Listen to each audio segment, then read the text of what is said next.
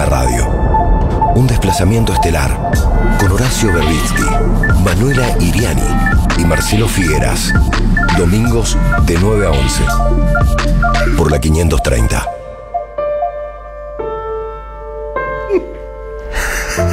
¿Podés seguir riéndote? ¿Y nosotros le explicamos a la gente o no? No, mejor no le explicamos. ¿Por qué? No expliquemos nada, porque siempre hay que elegir el misterio. Muy buenos días para todas y para todos. Bienvenidos a otra emisión del Cohete a la Luna Radio, aquí en la 530, 23 de octubre, a un año prácticamente, ¿no? 364 días de la elección presidencial. Muy buenos días, Horacio Berbitsky. Muy buenos días, Manuela Iriani. Buen día. O sea que ya estamos en la cuenta regresiva, oficialmente. Ya empezó la cuenta regresiva y falta menos todavía para las primarias abiertas, simultáneas y obligatorias, que están previstas para el 13 de agosto. Ahora, la suspensión de esas primarias es propiciada por la mayoría de los gobernadores y defendida por el presidente Alberto Fernández y por su base territorial, una base territorial muy sui generis, porque la conducen funcionarios rentados de alta jerarquía, ¿no? Que lo ilusiona con un segundo mandato. Y si fuera necesario un desempate entre las dos primeras fórmulas, se produciría el 24 de noviembre. Bueno, es un proceso que debería ser de rutina democrática, pero está transcurriendo en un ambiente de miedo, que no es que nunca haya habido. En algunos otros momentos de la institucionalidad postdictatorial hubo también, pero me parece que esta tiene características distintas, entre otras cosas porque tiene un contexto global. Digamos, estamos en medio de una situación económica muy penosa, agravada por la peor crisis internacional en décadas, que se descarga sobre los sectores más vulnerados de la sociedad. Además, también, digamos, el 1 de septiembre hubo un intento de asesinato a la vicepresidenta, digamos, del cual siguen saliendo a luz ramificaciones políticas y económicas, y un intento cada día más desesperado de sectores de poder por negar esas vinculaciones y por atribuirlo. Búscame, Charlie, prepárame el audio, no todavía, pero te lo voy a pedir después, el de Macri, el video de Macri. Además, bueno, ha habido amenazas de renovados ataques a la producción y el trabajo y a derechos laborales y previsionales por parte del expresidente Mauricio Macri, que mañana, lunes, va a presentar su libro ¿Para qué? Y además hay una decena de proyectos de ley de su coalición que tienden justamente a recortar. Los mencionabas en lo mencioné la semana pasada, pero digamos, se ha agudizado, hay nuevos proyectos. No tuve tiempo de listarlos todos, pero son todos en la misma línea, es privar de derechos. Y además tenés el precedente de Estados Unidos del año pasado, cuando el presidente Donald Trump no reconoció su derrota en las elecciones e instó a sus partidarios a tomar el Congreso, por lo cual ha sido citado por la Comisión Investigadora del Congreso, y va a tener que ir a declarar. Puede elegir declarar por presencia o por Zoom. Ha protestado por la citación, pero todavía no ha dicho si va a ir o no va a ir.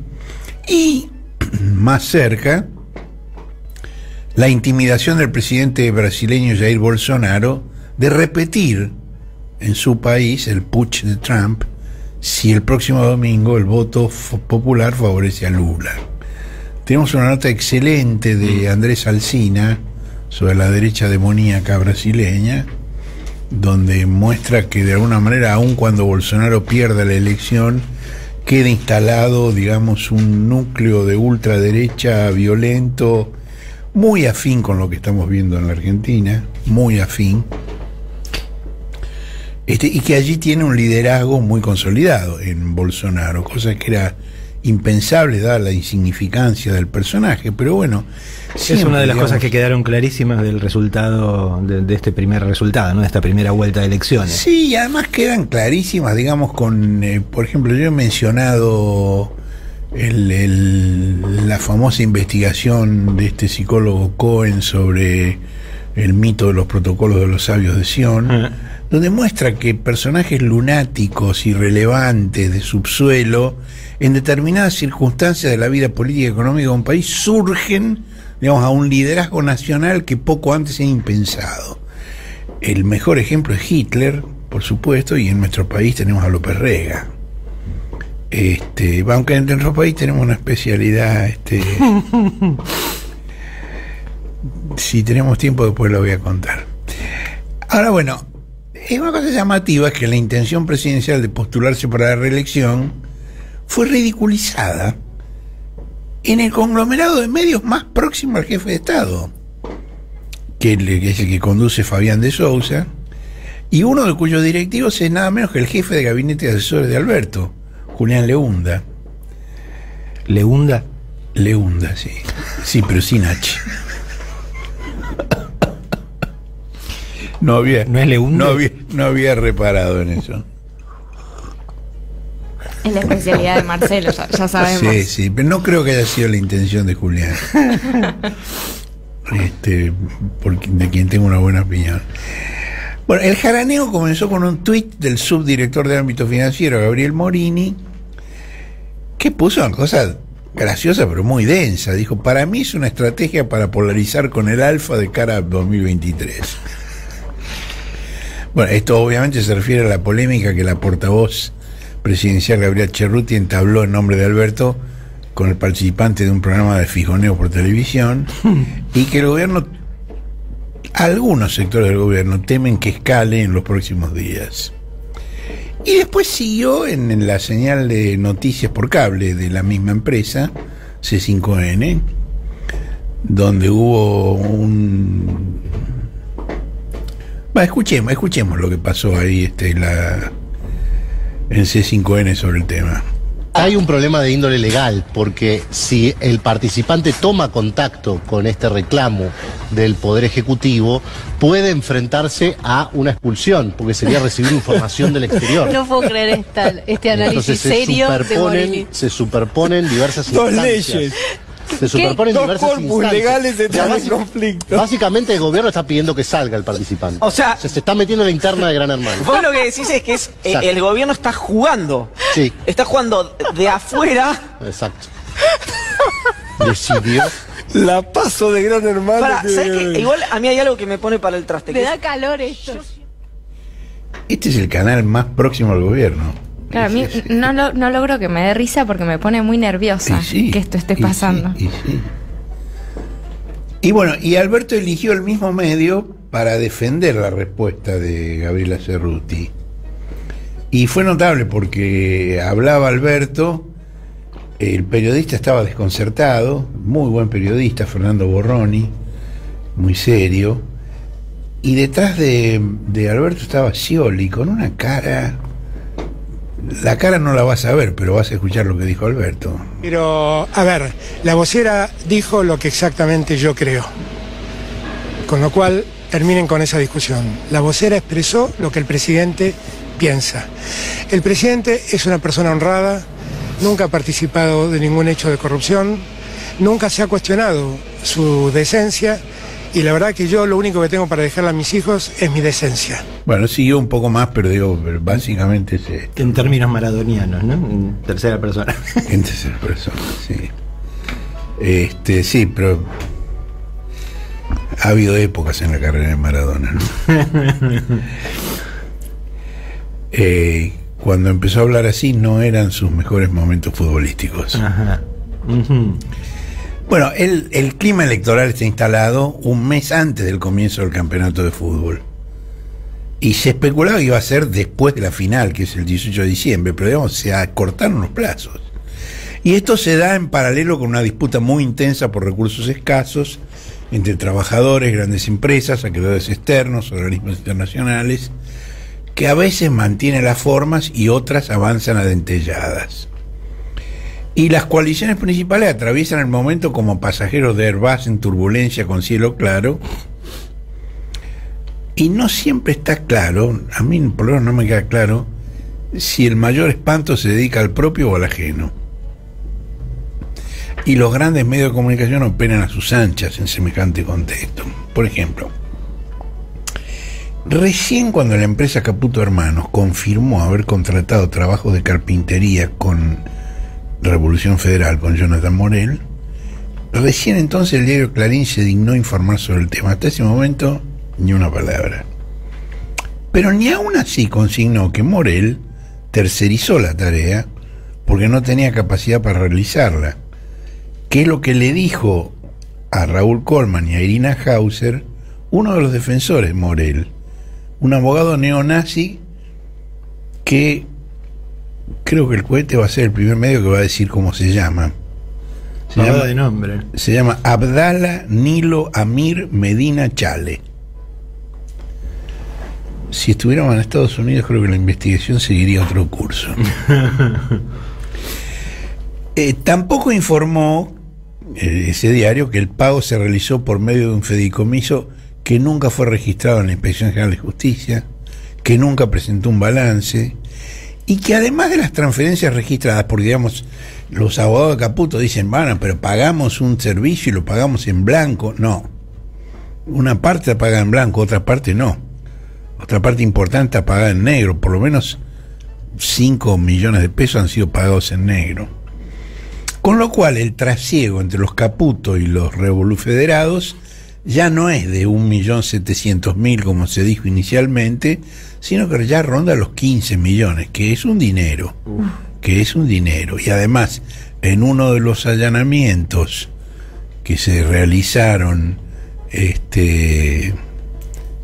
por el juez Martínez de Giorgia, Revolución Federal, secuestraron $50.000 en efectivo. Es decir, la idea esa de los marginales, de los lumpenetas, entra en crisis también desde ese lado.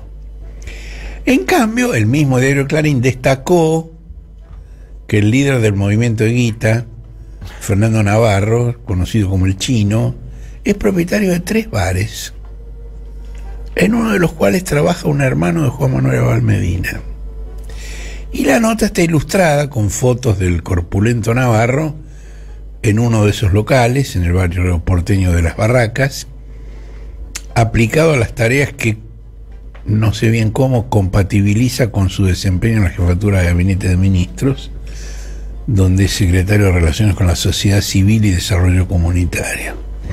Y la foto, bueno, está el Chino Navarro ahí atendiendo una mesa, limpiando el bar. Esta exposición de chinoísmo explícito me hizo recordar una frase de Deng Xiaoping que decía: no importa el color del gato, sino que case ratones. ¿Te acordás? No. Deng Xiaoping fue el iniciador del reformismo chino luego de la Revolución Cultural de Mao, y cuando empezó a tomar distancia de los planteos ultraideologistas del maoísmo y empezó a plantear el tema del desarrollo económico, de la productividad, la frase con la que lo dijo fue esa: no importa el color del gato, sino que caza ratones. El chino caza ratones.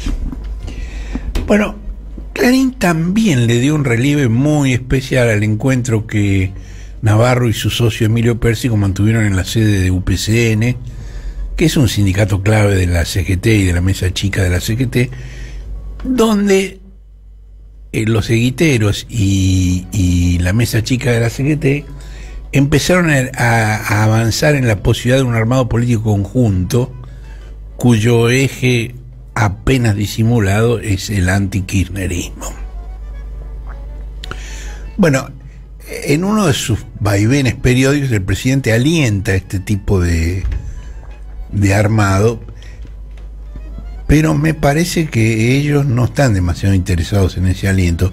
Una entrevista que le hicieron ayer al Cuervo Larroque en una radio, donde dijo una cosa interesante. Dice: los que le calentaron la cabeza al presidente con el albertismo ahora están tratando de armar el post-albertismo. Porque lo que esta gente busca son triunfos. Y lo que se ilusionan es con sumar gobernadores, no al presidente. Bueno, todos esos antagonismos se reflejaron en los actos del 17 de octubre, el lunes pasado, donde, digamos, hubo muchas actividades, pero básicamente 3. La dirigencia segetista, bueno, se reunió en un pequeño estadio cerrado y exigió un asiento en la mesa de las decisiones y muchas candidaturas a cargos electivos. Los eviteros obraron un prodigio en el Club Deportivo La Ferrere. El estadio, que oficialmente tiene una capacidad para 18.000 espectadores, albergó a 100.000. Miráculo. Que anunciaron la creación del Partido Político de los Comunes para disputar 2 decenas de intendencias en la provincia de Buenos Aires. Muchas en la primera y en la tercera sección electoral, pero también en el interior. Y empiezan por La Matanza, donde la esposa o la compañera o la pareja de Pérsico, Patricia Cubría, es la candidata intendenta, con un eslogan albertista. Dice que hay que limpiar La Matanza. ¡Apa! Bueno, en cambio, el justicialismo bonaerense, que preside Máximo Kirchner, que al mismo tiempo es el organizador de la Cámpora, participó en un acto en la Plaza de Mayo, acompañado por los metalúrgicos de Abel Furlán, la fracción de la Secretaría alineada con el camionero Pablo Moyano, el mecánico de automotores Mario Manrique. Pobre Manrique, lo llaman Paco, se llama Mario. Es esta podrida costumbre de repetir los apodos de las personas. Paco Manrique es un personaje siniestro, fue el asistente personal del dictador Aramburu, que participó en los fusilamientos del 56, y que se llamaba Francisco y por eso era Paco. Entonces, como este tiene apellido Manrique, lo llaman Paco, y él se llama Mario, pobre Manrique. Y lo mío pasaba con los futbolistas, con los ratones Ayala. ¿Y el Indio Solari? Y el niño no sé de dónde le viene. ¿Por el futbolista también? Claro. Ah, no sabía. Qué costumbre más podrida. Bueno, nos solidarizamos con Manrique. Nos solidarizamos con Manrique. El Indio no sé si le molesta eso. No, al contrario, se lo ganó. No es malo, claro. Se lo ganó y le ha hecho honor. Ese no es malo, no. Bueno, también estuvieron los representantes de la Corriente Sindical Federal, Sergio Palazzo y Héctor Amichetti, la CTA de Hugo Yasky y algunas agrupaciones menores. Bueno, ahí Kirchner, en su mensaje, improvisó una respuesta a lo de la CGT que había ocurrido unas horas antes, que él no pensaba hablar de eso. Pero cuando ellos hablaron de sentarse a la mesa de las decisiones y tener puestos en las listas de candidatos, Kirchner dijo: el desafío no es ver quién tiene lugar en las listas, con la situación en la que está nuestro pueblo, juntarse para pedir una banca y después, cuando la tienen, el día que hay que votar fondos buitre en contra, no aparecen. Ese es el problema. Volvemos a Deng Xiaoping y a los gatos de colores. Así es, así es. Ahora, él dice: ese es el problema. Sí, ese es el problema, pero no es el único. Porque, digamos, tanto la mesa chica de la CGT como la conducción evitera se enredan en una contradicción que los paraliza y que hemos señalado muchas veces y que vamos a seguir señalando muchas veces.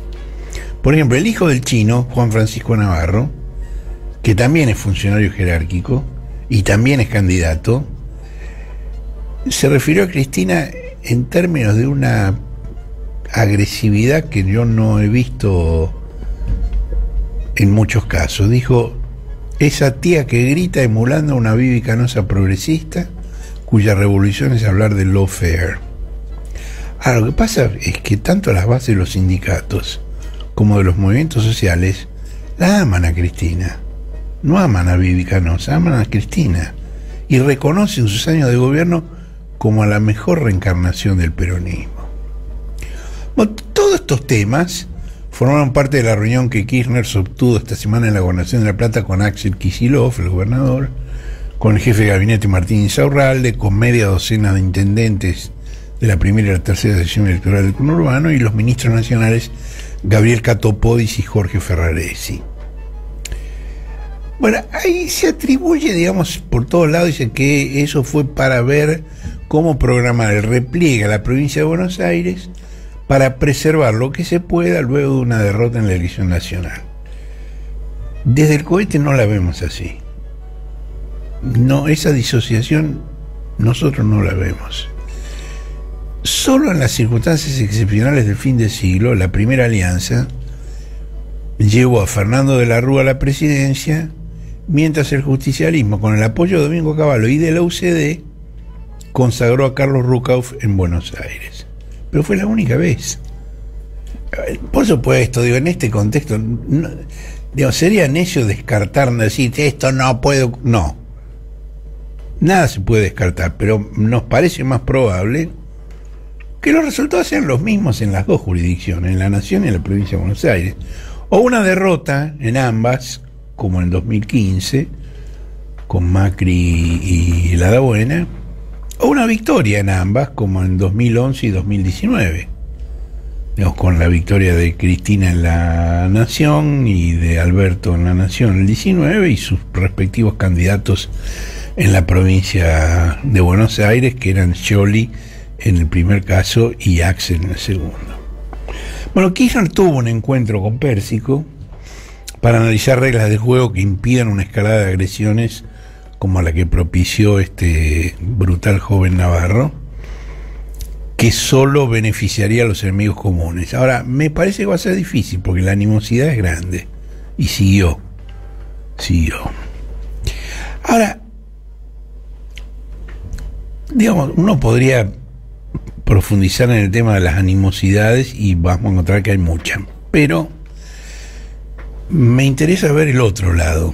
Es decir, que más allá de las diferencias ostensibles que hay, que ya estamos mencionando, en todos los actos del 17 se escuchó un cuestionamiento a las exigencias del Fondo Monetario, al rol de los formadores de precios en la desesperante inflación y al regreso del macrismo al gobierno. Que estos son puntos de coincidencia importantes. Si sobre eso se puede construir alguna forma de avenimiento entre fracciones que disputan o no, está por verse, pero existe. Digamos, hay un enemigo común y hay una amenaza grave que se cierne sobre el horizonte. Bueno, en el acto de Plaza de Mayo se preveía que iba a hablar Pablo Moyano y no habló. Los trascendidos que se recogen por distintos lados dicen que fue a pedido de su padre y por una rogatoria de indulgencia de Alberto. Pero incluso Hugo Moyano, que es quien le habría pedido a Pablo que no hable en el acto junto a Kirchner, incluso Hugo Moyano dijo que Macri viene por una nueva esclavitud y que si se impusiera, tanto él como su hijo irían presos. E incluso, mira, en la Secretaría de un triunvirato que lo conduce, bueno, de ese triunvirato, el dirigente Carlos Acuña es muy próximo a Luis Barrio Nuevo y es el más distante del kirchnerismo. Bueno, también él tuvo un anticipo de lo que se viene cuando dos camaristas penales lo citaron a indagatoria por una protesta sindical sobre una estación de servicio en ocasión de una huelga.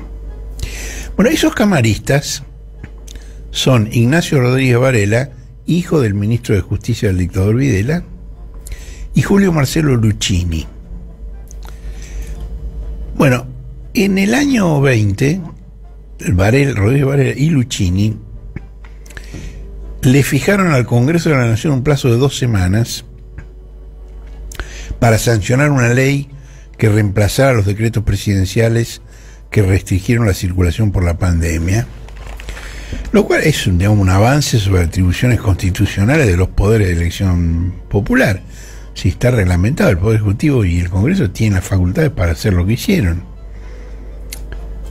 Es decir, la justicia puede decir esto es inconstitucional, si lo fuera, pero no puede decir al Congreso tenés 2 semanas para reemplazar esto por una ley. No es así como se forman las leyes en nuestro sistema. Bueno, quien denunció el bloqueo de la estación de servicio como medio de presión cuando se estaba negociando la paritaria fue Florencia Arieto, que era asesora de seguridad de Patricia Bullrich durante el gobierno anterior, y que hoy integra el equipo de campaña bonaerense de Diego Santilli. Diego Santilli, que es uno de los que ha hecho actos anunciando modificación de las leyes laborales para favorecer despidos y otros desastres en los derechos de los trabajadores.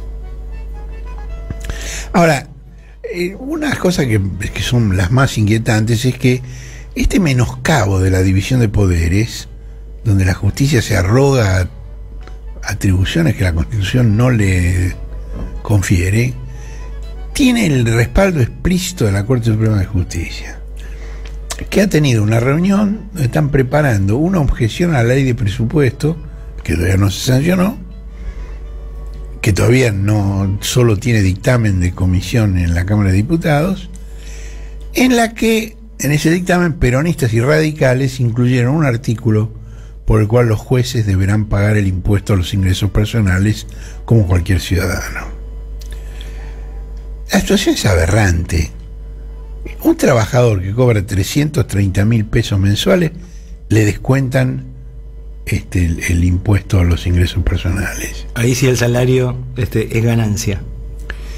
Ahora, los jueces de la Corte Suprema de Justicia tienen un básico de 1.113.000 pesos mensuales, y con los adicionales por antigüedad, por título, por pindonga, pasa a los 2 millones.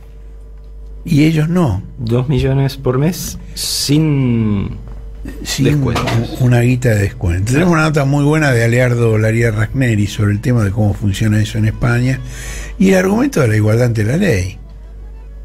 Es decir, que tienen título, los jueces son más iguales que nosotros. Bueno, el otro gran tema de esta semana es las investigaciones sobre el magnicidio y todas las ramificaciones. Nosotros hoy hacemos una cosa que habitualmente no hacemos, que a mí no me resulta demasiado simpática, pero que de tanto en tanto me da bronca y lo hago, que es recordar que los audios de Morel y de otros camaradas en una transmisión de Twitter Space, que fundamentan la resolución del juez federal Marcelo Martínez de Giorgi de detenerlos, fueron una primicia del cohete el 11 de septiembre, Día del Maestro. Bueno, y también estaban las fotos de los rebofederales en el departamento de la vecina. También estaban ahí los posteos y audios de Sabrina Basile, que dice que la COVID-19 no es una enfermedad mortal y pide salir a la calle contra los neomontoneros y que pase lo que pase. Bueno, Martínez de Giorgi ordenó la detención de Morel, de Guerra, de Sosa y de Basile. Nosotros lo publicamos el 11 de septiembre y los audios al día siguiente, el Chivo Rossi, secretario de Inteligencia, los presentó a la justicia al día siguiente de su publicación. El Chivo, aplausos al Chivo, fue más diligente que el abogado Yamil Castrobianchi, quien demoró un año en tomar la investigación del cohete sobre la compra del piso en Recoleta de la Dabuena para presentarlo a la justicia. Y tenemos los links a las notas donde investigamos. No hay una cosa nueva en lo que se haya presentado que lo que nosotros investigamos hace un año y que algunos colegas han reproducido sin mencionar la fuente, y que Vidal intentó desmentir ante otros periodistas que no le hicieron ni una pregunta elemental. Ahora, las órdenes de detención de Martínez de Giorgi, emitidas a solicitud del fiscal Gerardo Polichita, desmadejan una trama de complicidades muy interesante que excede muy largamente la idea de un acto individual de un grupo de loquitos que no está orquestado políticamente, que esa idea la trató de instalar el 18 de septiembre Macri en la señal de noticias por cable de la Nación, cuya línea orienta con estas palabras. Primero, shock. ¿Sí? Cuando escuché, no podía creer. Casi instantáneamente, con el repudio fue el alivio, ¿no? Que por suerte no había pasado de un intento. Y después, bueno, por supuesto, cuando llegó el grotesco de la sobreactuación ahí ya un rechazo. El presidente anunció cadena nacional y feriado, de vuelta avasallando a los ciudadanos, una vez más diciendo: a nosotros no nos importa alterar la vida de la gente, que le cuesta ya llegar a fin de mes, le sacamos un día de trabajo, de vuelta a los chicos en la casa, todo el país afectado. Y la verdad que dije, otra vez lo mismo, ¿no? Y de encima, para cargarlo de discursos de más resentimiento, más odio, echándole la culpa de algo que queda claro que es algo individual de un grupito de loquitos, ¿sí?, y que no está orquestado políticamente. Qué notable, ¿no? Bueno, la misma empresa, el diario La Nación, publicó el 27 de septiembre un editorial con un título muy explícito que entre signos de interrogación decía atentado, y el texto decía que un grupo delictivo escasamente profesional al servicio de sectores interesados en generar un particular clima o determinadas consecuencias políticas favorables a una líder política a quien la justicia ha puesto contra las cuerdas. O lo que mentó Clarín el 29 de septiembre, que redujo el tema al profundo enojo de sectores juveniles.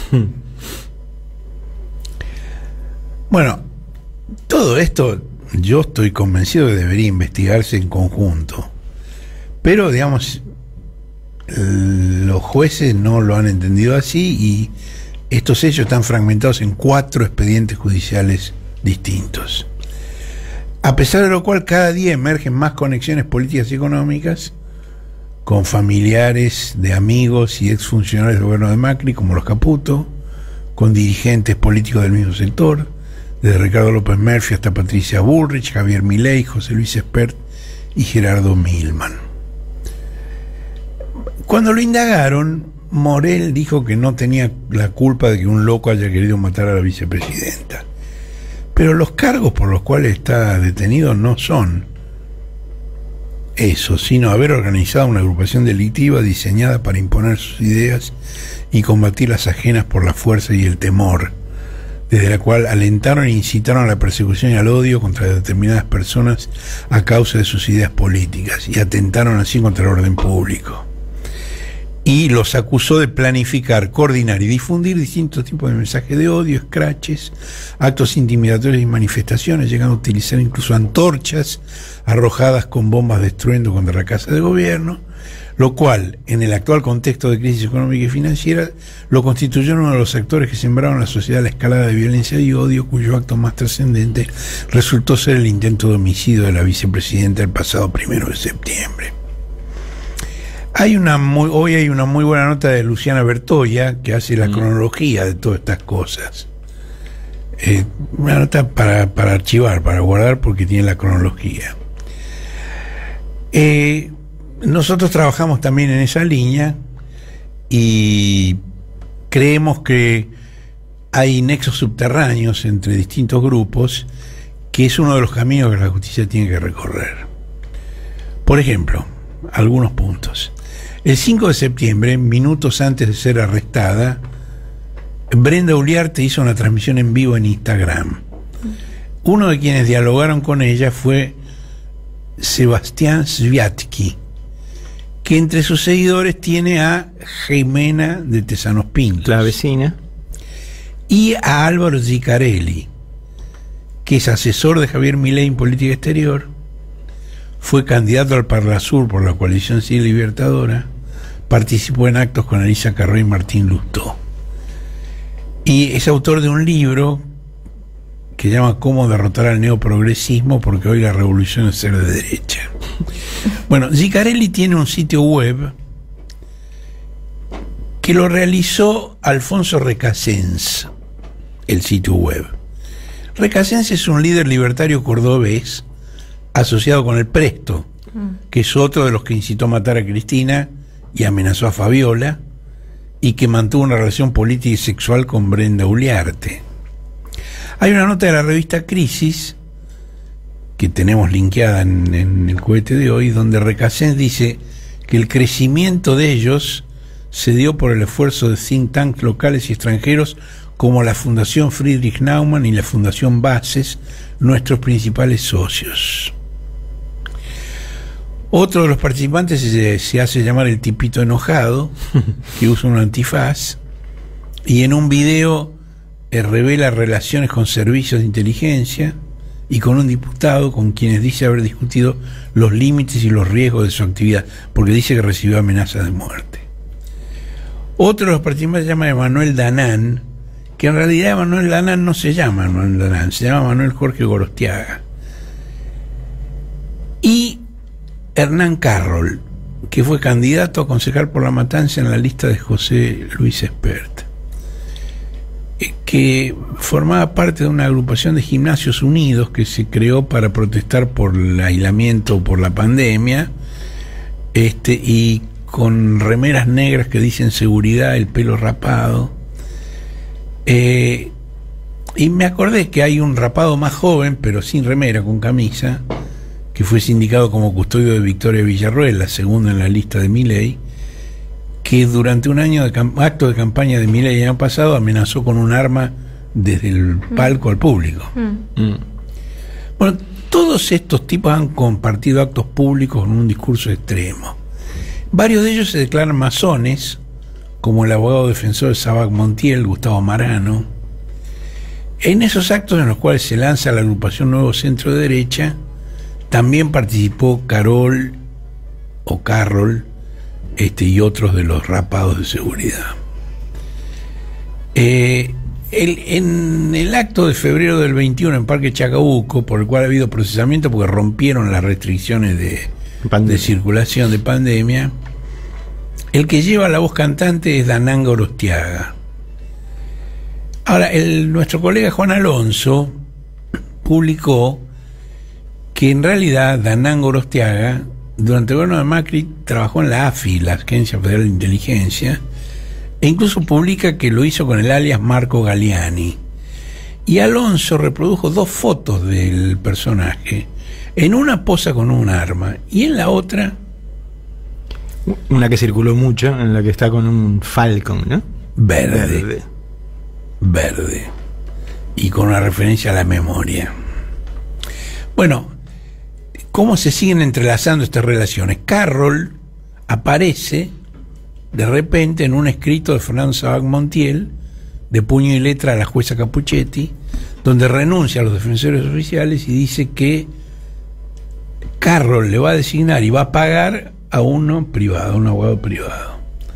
Bueno, Carroll lo negó, dijo que no es cierto, y dijo que él era un activista político que coincide con Milei, Bullrich, Milman y López Murphy. Hay fotos de él con todos ellos. Se ha atribuido haber reunido a Milei con Bullrich, pero él dice que no tiene ninguna relación con los criminales. A pesar de eso, él fue orador en un acto de revolución federal frente a la Casa de Gobierno y admitió haber participado en un vivo de Instagram con Brenda Uliarte, pero no solo eso, también dijo que le invitó a una fiesta de cumpleaños y que Brenda Uliarte fue a la fiesta de cumpleaños en compañía de Sabac Montiel. Es decir, no, pero sí. Bueno, esto se da en un contexto, digamos, a mí me interesa mucho mostrar, digamos, la trama y la urdimbre, cómo se van combinando estas cosas, porque si las analizás por separado, me parece que no entendés la densidad y la gravedad de lo que está pasando. En otro fragmento de su mensaje en la Plaza de Mayo, Kirchner refutó a quienes dicen que el tema de la deuda está solucionado. Y dijo, la curva de vencimiento que tiene nuestro país para cualquier candidato que aspire a ser presidente y a gobernarlos es un verdadero problema. Pero cuando se planteaban estas cosas en las negociaciones nos decían, no importa, habrá que renegociar de vuelta, habrá que hacer más rollover. El rollover es lo que se llama el bicicleteo, la renegociación. Y dice Kirchner, y así siempre, nunca vamos a poder planificar el país que deseamos. Y si el Estado Nacional no puede planificar, menos van a poder planificar las familias argentinas. La Argentina necesita un respiro, no necesita lecciones de economistas de ideas obsoletas, arcaicas y que solo benefician a unos pocos. Bueno, esta afirmación de Kirchner se basa en un trabajo realizado por el Centro de Economía Política, CEPA, que entre paréntesis el mes próximo cumple 10 años, yo creo que son los los mejores discípulos de Eduardo Basualdo y que están haciendo un trabajo extraordinario. Julia Estrada y Hernán Lexter a la cabeza. El trabajo que ellos hicieron cuando se estaba discutiendo el acuerdo de facilidades extendidas con el fondo y el efecto que tendría sobre la deuda pública total. Ahí ellos analizaron 3 escenarios distintos, que se consiguiera un acuerdo a 10 años como planteó el fondo y como finalmente se celebró, que fuera a 15 o a 20 como exigía Máximo y Cristina. Y hay un cuadro de perfil de vencimientos de deuda pública bruta en moneda extranjera, en caso de un acuerdo con el fondo a 10 años, 4 años de gracia y sobretasa en el periodo 2022-2041. Está el gráfico ahí, y es muy interesante porque ustedes se acuerdan que la refinanciación se justificó porque, como explicaba siempre Mr. Magoo, no se podían pagar 18.000 y 19.000 millones de pesos este año y el próximo. Ahora el gráfico muestra que una vez celebrado el acuerdo que está vigente, estos montos crecen sin cesar. Este año y el próximo ya superan los 5.000 millones de dólares. El primer año del próximo gobierno, que es el 24, van a llegar a 8.500 millones de dólares. Y desde entonces hasta 2031 van a exceder de los 20.000 millones de dólares cada año. Bueno, el trabajo ese de CEPA, al cual se refiere Máximo, entiende que con el acuerdo el Fondo Monetario se asegura condicionar también al próximo gobierno y apostar a que tenga un signo político distinto, que impulse las reformas que hoy son inexplicables. ¿Cuáles son? Las que enumera Macri en su libro apocalíptico. Ahora, finalmente, esto ocurre en un momento en que se acentúa la transferencia de recursos de los trabajadores a las empresas.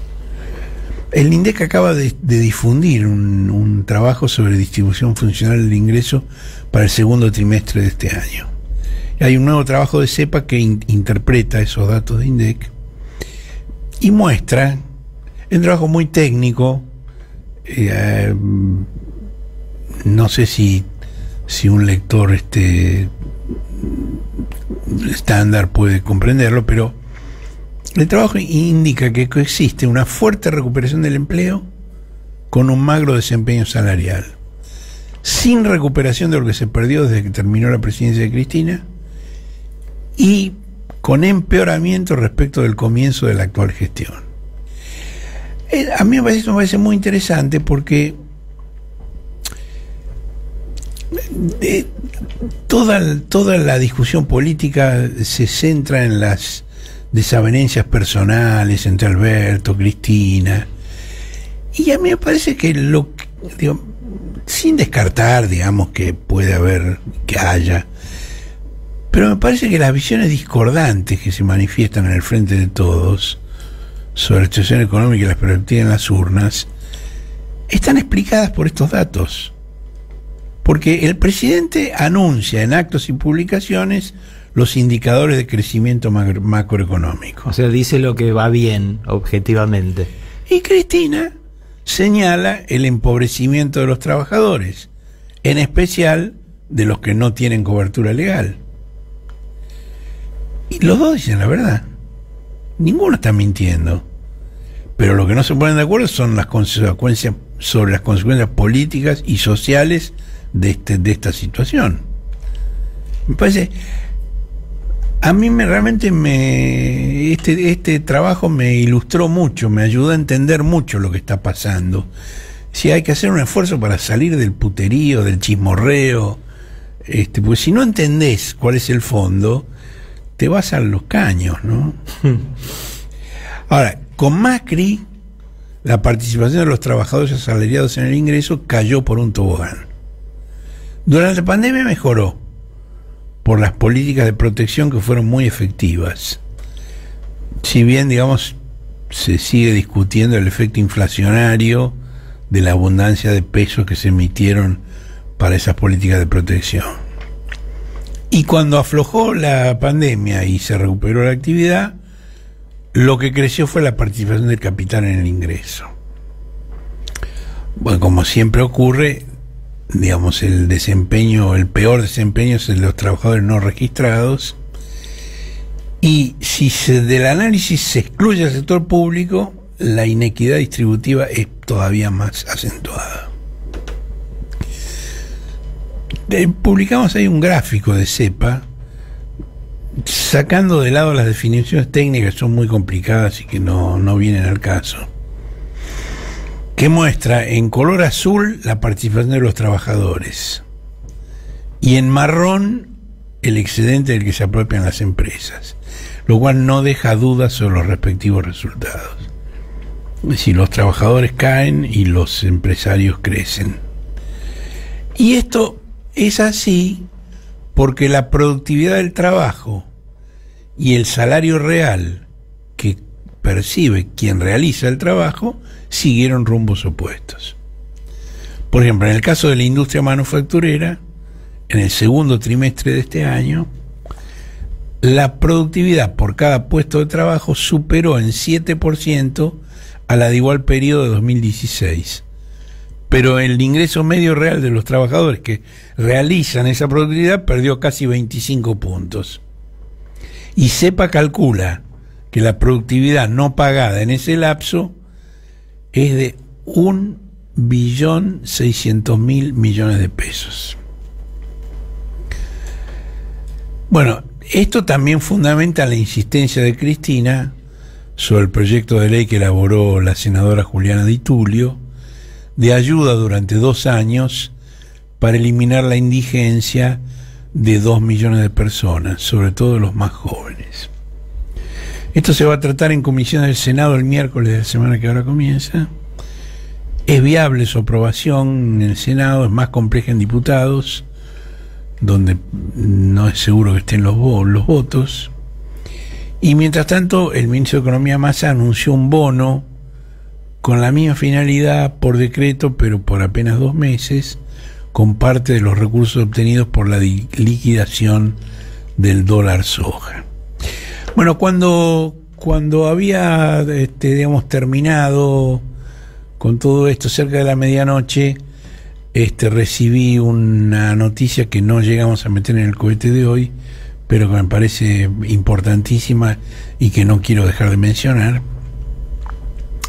y es que la Policía Federal terminó el peritaje ordenado por el juez Martínez Di Giorgi sobre los cuadernos Fénix.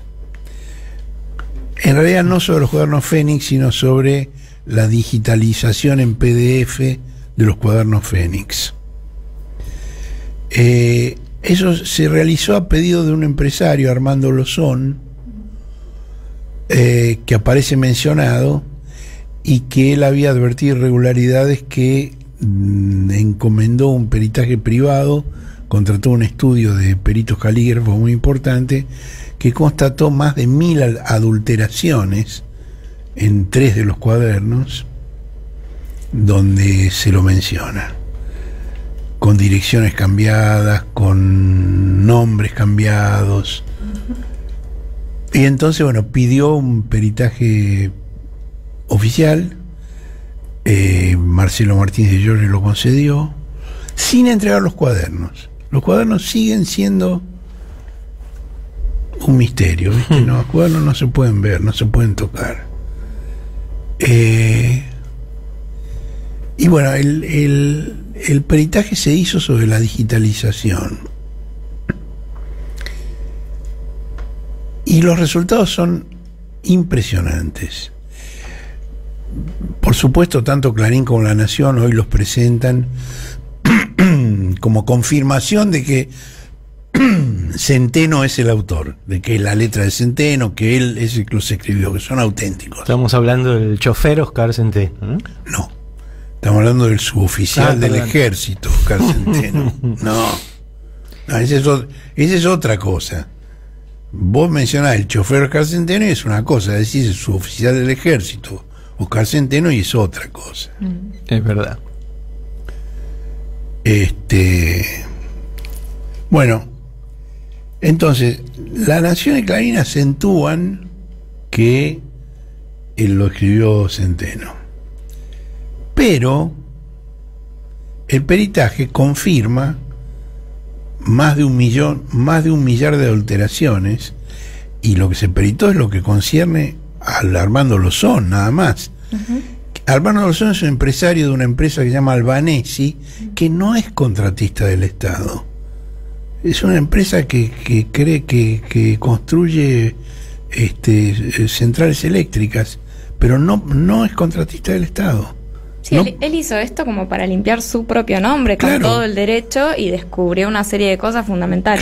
Claro. Ahora, mientras Clarín y La Nación están diciendo que esto confirma la autenticidad, Irina Hauser y Raúl Coleman, que hacen un trabajo muy estimable en todos estos temas,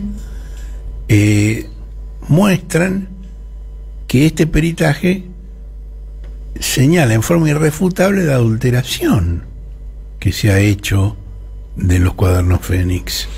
No solo las correcciones, el liquid paper y todo eso, sino también la velocidad de la escritura, que diferencia según los peritos, cuando la escritura natural de la toma de un dictado, ¿no? Digo, uno escribe a velocidades distintas, ¿no? Y una de las observaciones muy interesantes de Irina y de Tuny Coleman es que el cambio de velocidad de escritura, que sugiere que los últimos cuadernos fueron dictados y que se escribió mucho más lentamente para imitar la letra, por una mano que según los peritos no es la del suboficial Centeno, está en los últimos cuadernos, que son aquellos donde se habla de dinero y de coimas. En los primeros, donde no hay aparentemente ese tipo de alteraciones y donde la escritura es rápida, simplemente aparece a dónde fue Centeno, a quién llevó, pero no habla de bolsos, de valijas, de guita.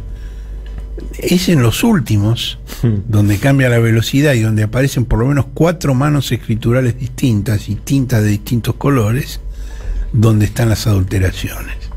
Bueno, esto, digamos, si estuviéramos en una situación de alguna seriedad, esto lleva a la nulidad de todas esas actuaciones y termina de demostrar que el tema de los cuadernos Fénix es una gigantesca operación de inteligencia, de la cual participa el fiscal Stornelli, el juez Bonadío, periodistas, y el Diario La Nación. Y el Diario La Nación, que es el que operó todo esto a través de su periodista Diego Cabot. Sí, y teniendo en cuenta que estos peritajes se realizan sobre una digitalización, sí, ni que hablar si se peritara el cuaderno, ¿no? Ya han pasado ya cuántos años, 4 años.